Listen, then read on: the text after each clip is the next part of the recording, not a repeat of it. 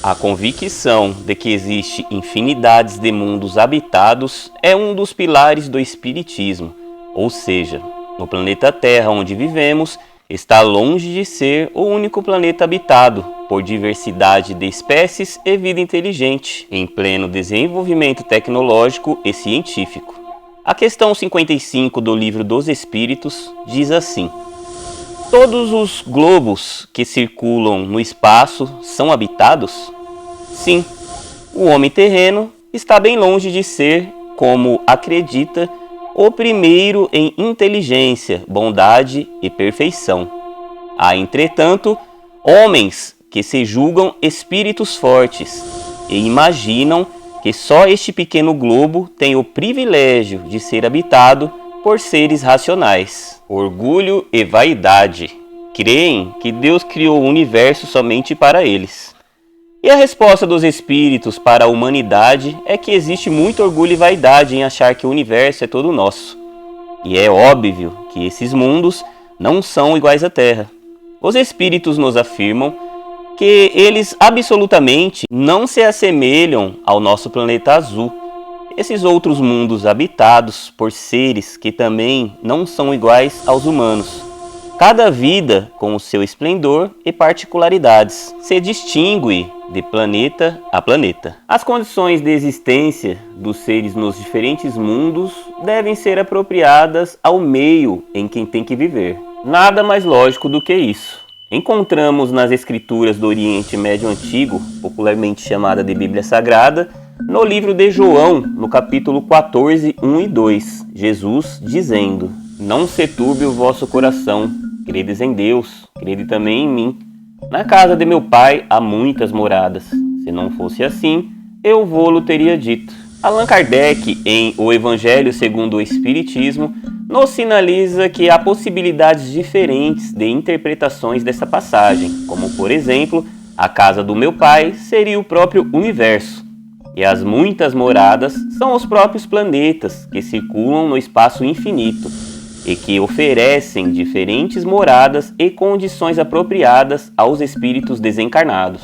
O universo é a morada das divindades, e nele encontramos muitas populações, e o nosso pequeno planeta é apenas uma de infinitas moradas. E cada uma dessas moradas carregam o seu próprio desenvolvimento espiritual e cognitivos distintos. E nessa diversidade de mundos inferiores, a Terra e outros que lhes são superiores. Há os mundos intermediários, mais ou menos como o nosso.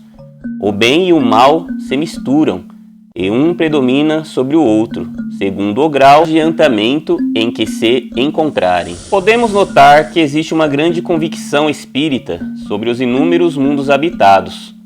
E toda esta convicção espírita existe bem antes de alguns modismos ufológicos do século XXI, que ainda não encontraram uma resposta positiva dentro dos campos da ciência.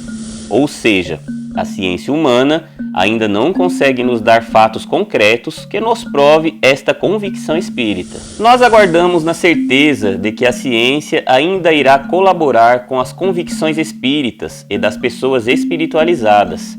Enquanto isso, fica como uma hipótese válida, e devido ao fato do espiritismo não ser dogmático, não existe uma exigência de seus adeptos para que eles tenham uma crença cega a respeito desse ponto de vista, mas sim nos deixa uma abertura mental que nos traz confiança nas informações passadas pelos espíritos a respeito do assunto. Compreender isso é de extrema importância, pois hoje o tema já caiu no ridículo, e não faltam médiums que dizem psicografar sobre coisas de outros planetas, como por exemplo as naves estelares que estariam em Júpiter.